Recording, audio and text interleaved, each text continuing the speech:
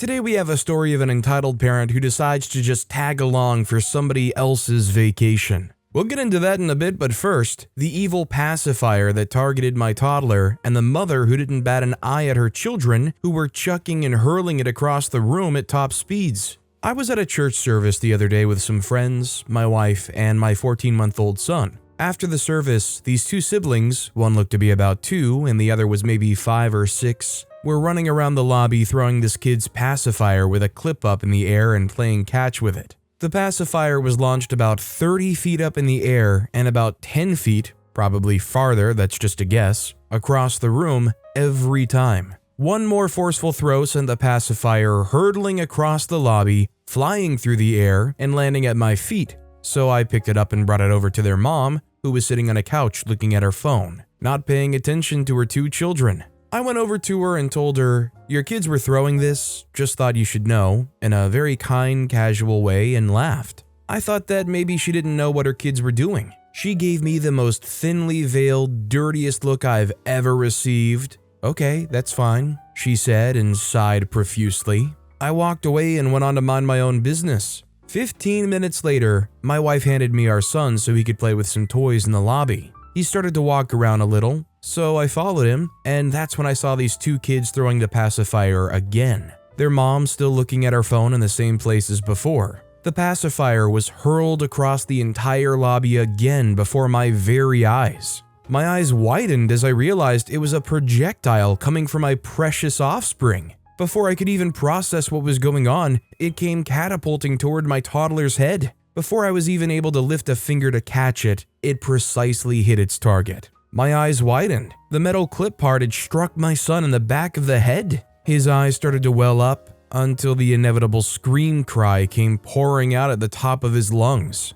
I picked him up to comfort him. I grabbed the pacifier off the floor, walked towards the mother, and calmly told her, "This hit my kid in the head. Just wanted to let you know so that no one gets hurt," I said awkwardly with my crying child in my other arm. She gave me the dirtiest of all looks again. She raised an eyebrow and gave me that, "What the heck?" look, if you know what I mean. She said nothing else, got up, grabbed her kids, and stomped out the door with a very angry, unpleasant look on her face. No clue where she went after that. Weirdest experience of my life involving my child. He still has a mark on the back of his head. Well, I definitely feel bad for OP, but honestly, do you guys agree that OP should have spoke up a little bit more? That maybe in this situation, OP was actually a little too passive with this entitled parent who clearly did not care? How much do you guys want to bet that she took her kids off to McDonald's or somewhere and they were just running around the lobby getting some fast food? Also, hi, I'm Steven, and if you guys can't get enough of these entitled parent stories, why not hit those like and subscribe buttons down below?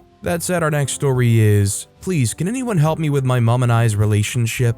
Hello, I'm not too sure if I'm posting this in the right place, but after searching a few groups, I'm going with it. I, 42-year-old female, am a single daughter of a single mom, 71-year-old female, in UK. My mom brought me up all alone, and whilst she was amazing for managing this, it was a very lonely and sad time. My mom often told me she didn't have friends because she had to sacrifice that part of her life for me. Other times, she would say she never wanted friends because it just opened the door for people to let her down. She clearly had a lot of emotional trauma. My grandparents were unloving and sometimes cruel to her. Our family, from what I could work out, they were all mostly estranged. We're all hurt and cold and non-communicative. We never argued really, but often would go days of silent treatment. Sometimes my mom would go to bed in a dark room for days and I'd have to fend for myself when little. She had horrid depression. I understand now. She also suffered with agoraphobia and social anxiety, so I wasn't allowed friends around really, and we never went anywhere.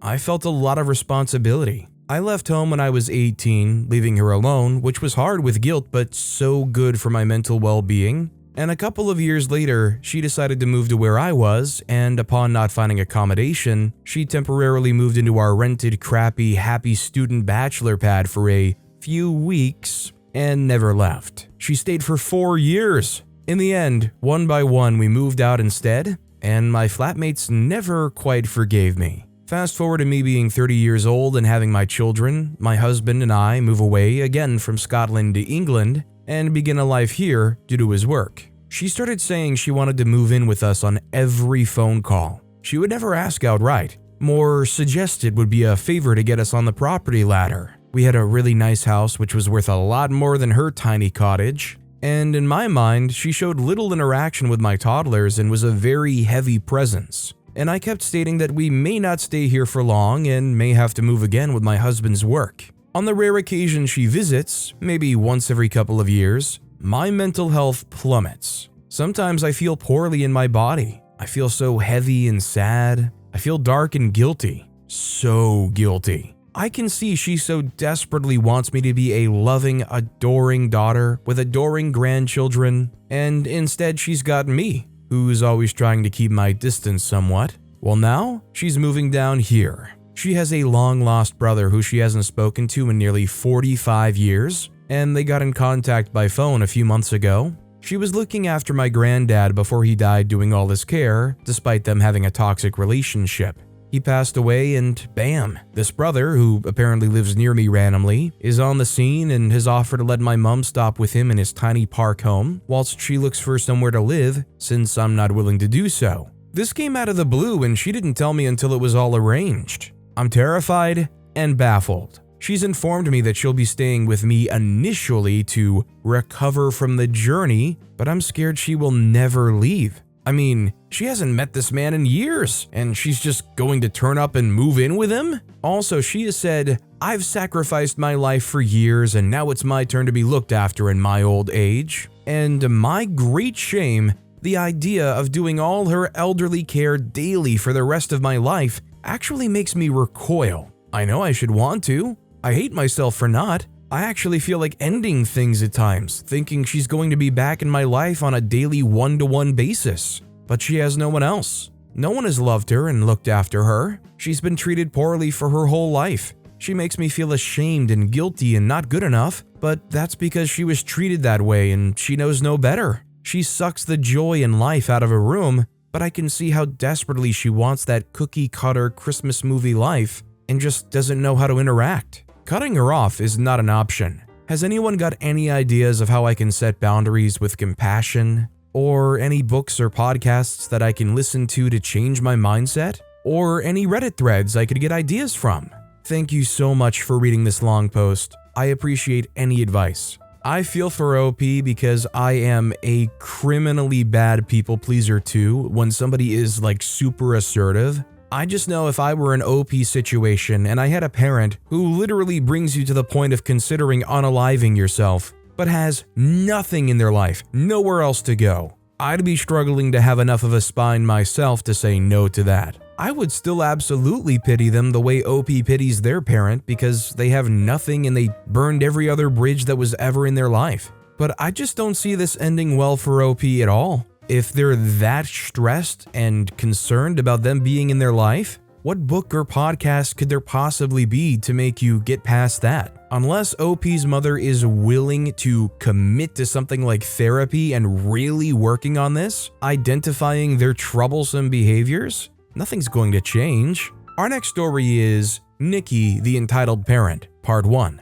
I, female 27, have a lot of stories about my mom. They don't fall neatly into the entitled category, but she's currently trying to leverage my inheritance for our relationship, so it wouldn't be entirely inaccurate. I just find her insane antics to be extremely entertaining, and I hope you will as well. I'm starting with some secondhand info from my brother since I was a baby, super young for most of this part. I have some of my own stories to share next post, but these are some new to me revelations that fit what I know of her character well. My parents divorced when I was a baby. It was around Christmas time. My brother told me that Nicky went crazy and started knocking down all the decorations. He yelled at her because it was dangerous and I was apparently in the room. He was worried about all the broken glass. Later, he said that he would wait outside for her to pick him up for visitation, but she never showed. She swears up and down that my dad tricked him into thinking it was her weekend when it wasn't, but I don't buy it. Some clear communication would have nipped that right in the bud.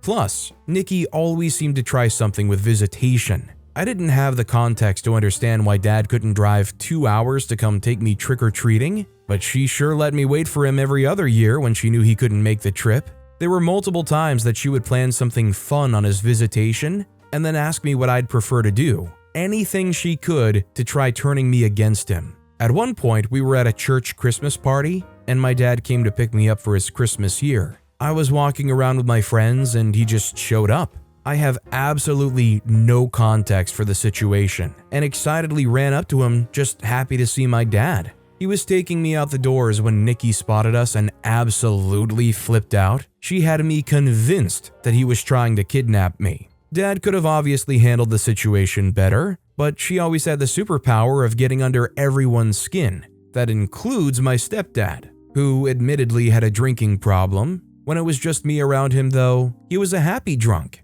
Nicky, however, loved to push his buttons. They'd get into huge screaming matches. They both threw and slammed things around. She threw an ashtray at him once and dented our wall. The last straw was when he threw his steel-toed boot at the ground, and it bounced and hit her. Don't get me wrong, I'm not condoning his behavior. I'm saying that when Nicky decided to take me to a battered woman's shelter, it was nothing short of emotional blackmail. We were back within the week. Later, she asked 12-year-old me if she should stay with my stepdad. I said that I thought they would make better friends, and they split up.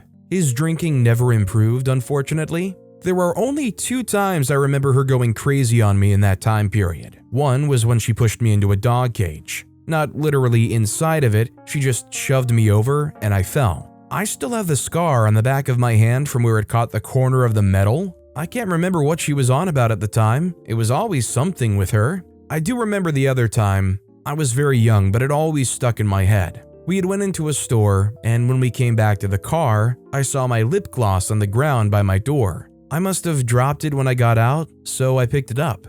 Nicky went off and smacked the crap out of me. She threw me into the car, yelling that I'm not supposed to pick up trash off the ground. I was desperately trying to explain through tears that it was my lip gloss. For those of you who might be wondering, Nicky is a name that I'm using as a jab at her. She always said she hated that name. Stay tuned for part 2. It gets way better, I promise. Funnily enough, I'm not at all resentful towards her. I had a very interesting childhood with her around. Honestly, I'm very curious how OP is not resentful of her. I mean, it sounds like they went through a lot. So there must be some real other lore going on here for OP to really feel that way. Our next story is, my mom can't just agree to disagree. We went through a big drama with my mom regarding things she's done that were unpleasant and hurtful to me, and ever since I've raised the topic, she just won't let go. I've tried to explain my feelings over and over again, but it just feels so draining, and at this point,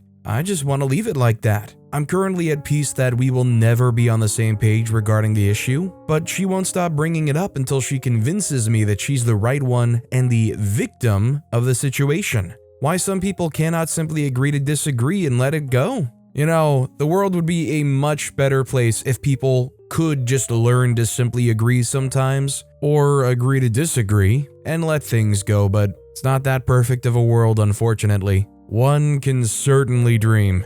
This next story is the audacity of my aunt yet again. Hey, posting after a long time about my aunt who thought I was the problem and decided the best course of action was to hit and make me feel inferior, aka abused me both verbally and physically, do things like guilt trip me into thinking I was a bad person, and made sure to get me things that were intentionally less than what my sisters and cousins got. For those who care, I am far away from that vindictive bench, have a stable job, direct care professional / caretaker, and actually have the freedom to leave my house. So first things first, I now dress alternatively and now have multiple piercings on my face. My aunt decided to use my sister's Facebook to see what I was up to, made a whole but new account that has people who actually care about me, and someone from a health drink store who I became friends with. So I called my mom a few days after I got my snake bites, and this woman, aunt, decided to yell at my mom knowing I was on the line about how ugly I look, and if I was normal, people would actually want to go out with me. There was another time I heard my aunt tell my mom not to talk to me because it was a waste of time.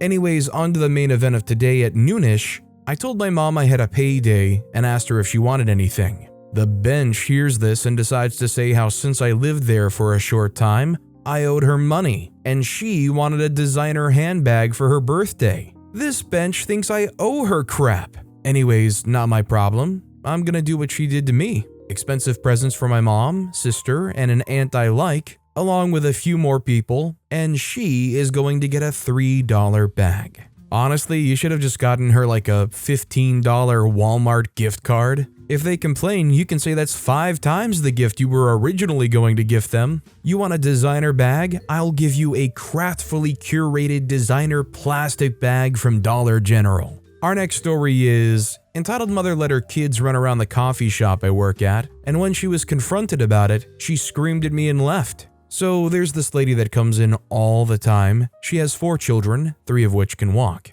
She always comes up and orders her coffee, but then if her kids throw a fit, she orders something for them too. They each get a pastry, little kids mostly 3 to 6 in age, getting big slices of sugary bread, and they each get a drink. It's always very complicated to make because the kids all want something entirely different. Anyway, her kids are usually fine. I've noticed, however, that she never really watches them. She gets her coffee, sits down on our couch, and gets on her phone. She makes them, again, little kids, come up and grab their own orders. It's also dumb because since they're little, I have to stand there and reach over the counter to hand their drinks over and make sure they don't drop or spill it. The other day, she came in about an hour before we close. That's right around when I start cleaning up because it takes me that long to close the shop. So she orders her coffee, and luckily her kids didn't feel like getting anything. So I made her coffee and that was it. I'm washing dishes and all of a sudden, I hear a shatter from across the restaurant. Her little boy had broken some salt and pepper shakers that were sitting on the table from horsing around.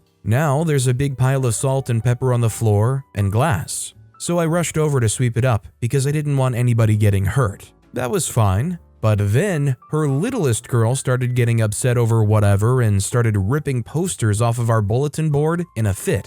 We have a big bulletin board so that we can hang community announcements on it, and that was my last straw. I came over and held her hands gently and told her to stop.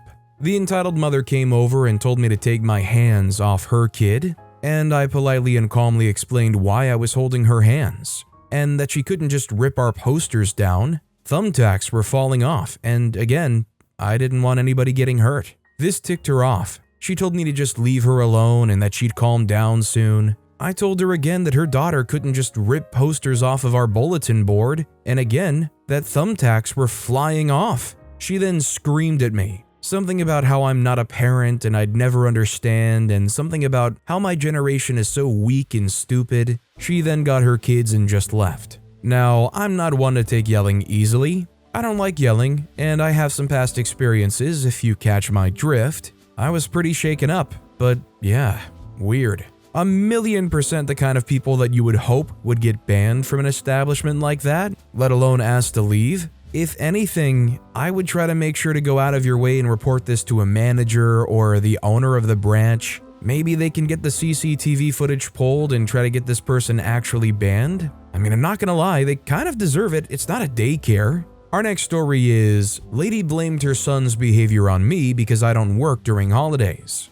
Context, I have 2 jobs. I'm a bartender on the main, and then for some easy side hustling, I teach electric guitar. I have 4 students, all varying in age. I charge off income too, so basically the less you earn, the less I charge, etc. One of my students is a kid just going into his late teens. He's smart and pretty talented. He loves rockabilly, even knowing I'm not a big fan, and I taught him all the basics and then some. His mom is a lawyer and she's, lack of a better term, freaking loaded. In fact, she offered to pay 20 British pounds an hour. For reference, the other 3 I average around 5 to 10 an hour. So I was like, heck yeah. Long story short, due to my main work getting busier during Halloween and Christmas, I usually take October through mid-November off and then take the end half of December off. So I work the entire year, but just so I can recharge, take those off, just to focus on my other job, family, mental health, etc.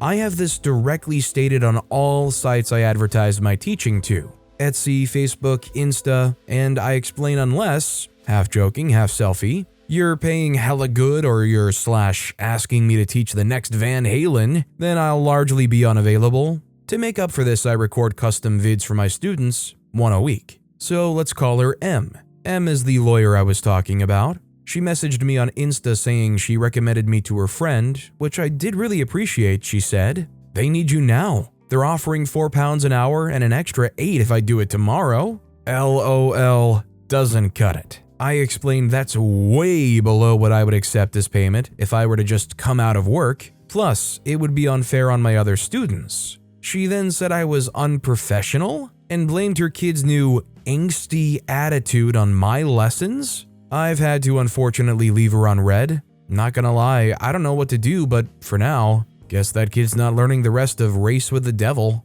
Sadly, I'm afraid this is going to cause that kid to not get any more guitar lessons. She wants to complain about her kid's angsty attitude now. Well, if you go and cancel their guitar lessons if they were so enthused about that, I'm sure they'll be a lot more angsty after that too. This next story is, I never get my weekend time for myself. I, 24-year-old female, am a working woman living with my parents due to both health issues as well as high rent prices. We're Indian, so it's also a social expectation to stay at home with parents unless your job is in a different city. My parents expect me to sacrifice my weekend time and vacation time for them. They keep making plans, including me automatically, putting me in the spot about having to apologize to people. I don't get a lot of free time with my work. My work is stressful and the weekend is the only time I get to relax. But they accept invites on my behalf for events, trips, etc., even without checking my availability. Today I was planning to relax, but my parents said their friends are coming over. Tomorrow, there's a wedding engagement to attend that I am expected to be at,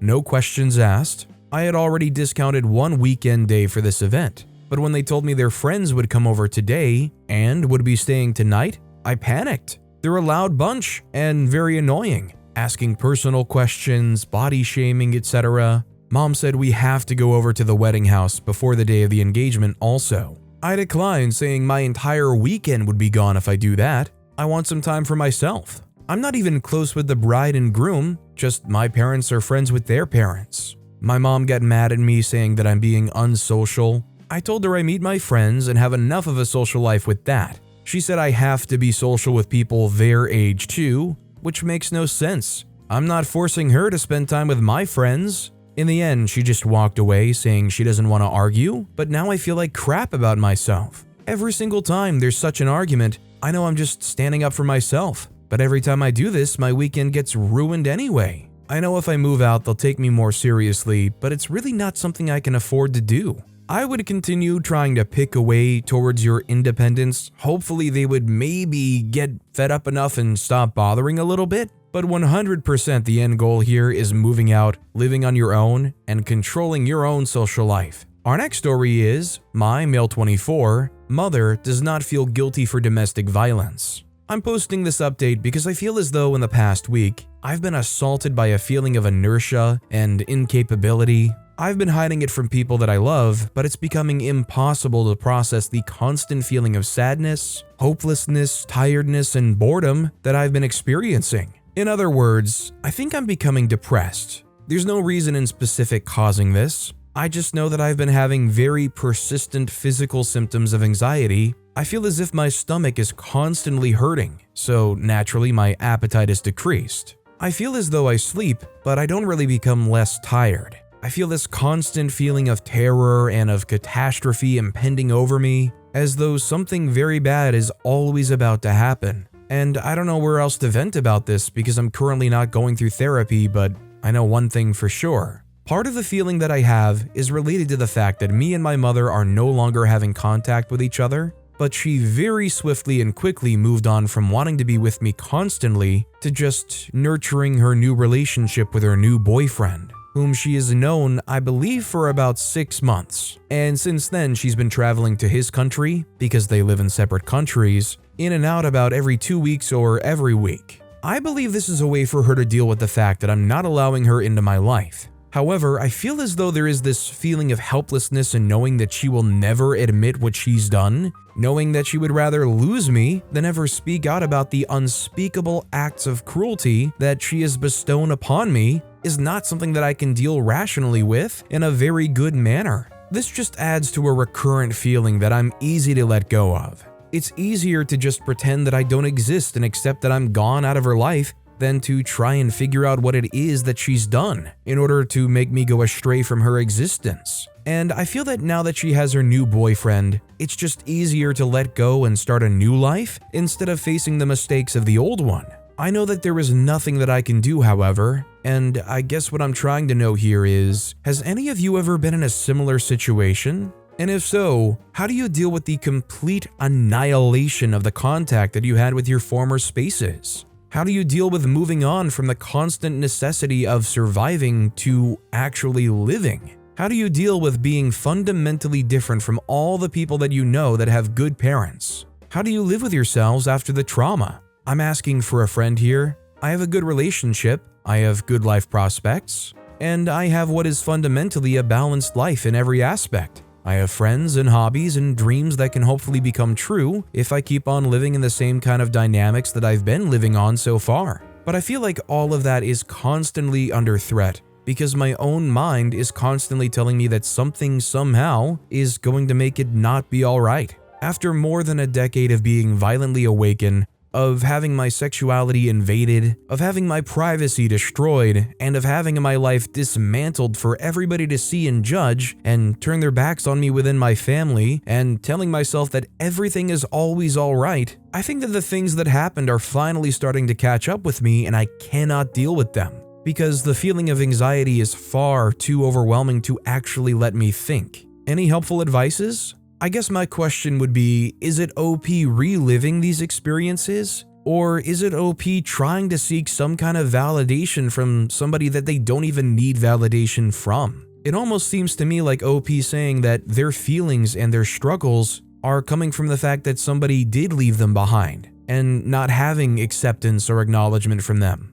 I completely understand why it would hurt to not have any kind of acknowledgement why somebody did monstrous things to you. At the same time, I question, is it worth it? Why let them, what they think, how they feel, their lack of approval or disregard of you, why let that have power over you? I would just say somebody who acts that horribly doesn't even deserve to take up space in your mind. Beyond that, I would definitely say the basic thing here is getting therapy to hopefully try to work through these emotions. Our next story is, Mother has invited herself on vacation with me. I've had a crappy year so far, scarlet fever, major car accident, going through divorce. So when I was selected for a place in Tokyo Marathon next year, I couldn't believe my luck. Honestly, I feel so warm inside just thinking about it. Then I texted my mother that I got a place in Tokyo Marathon, and immediately she started planning a trip without telling me. I spoke to her on the phone a few days later, and she spoke about hotels and flights she found. I said no worry, I'll arrange it all. I'm going to be very hotel specific the days before and night after the marathon. After that, I'm going to travel to other regions. She went silent on the phone and said, "But I don't want to do that." I was so confused I asked her what she meant, and she explained how she wanted to stay in one place and not move around again. I was so confused and was like, "What?" She explained to me how she thought she would come. I've spent the past few days explaining my initial itinerary to her, to which she just replies that she doesn't like it. I've done my best to gently convince her that I don't think this trip is for her. She hates walking, is a picky eater, is easily frustrated, gets annoyed and anxious in crowds, but not just that. I couldn't imagine leaving her alone during marathon day, which starts and ends in different parts of the city. I haven't been able to arrange anything because she is convinced she's coming. I know she won't like it. She has never expressed an interest in Japan, has even complained about Asian people. I just do not want the responsibility of dealing with her outburst and helping her regulate her emotions. I suggested we take a vacation together to Spain in the summer, and she seemed pleased but is still adamant she's coming with me. It's actually making me so stressed that I don't want to go anymore or wish I never told her. I don't know how to let her down gently but firmly without her being upset with me. Please help, she's so entitled. This might be a situation where you just have to get over your fear and rip that band-aid off and let her down firmly. You deserve to enjoy your vacation on your own without feeling any guilt, without feeling bad about it, without having it all distracted and ruined by having to babysit her. I don't think it's easy to get over that mental hurdle when you grow up with an entitled parent like this. But you just have to tell her you want to have this vacation alone, you don't want to feel guilty for it. Hopefully they can respect that and you will not be collaborating with them on anything else. This is a vacation you're excited about for yourself, only ever having been meant for yourself, meant only for yourself. Taking a trip or a vacation time out of your life for yourself is not a selfish thing, and nobody can try to use that against you. That's just not fair. But with that being said, that's all the time we have for today. Now, if you want to hear another crazy entitled parent story, check out that video on the left. Or if you missed my latest video, check out that video on the right. That said, I'll see you all next time with some more stories.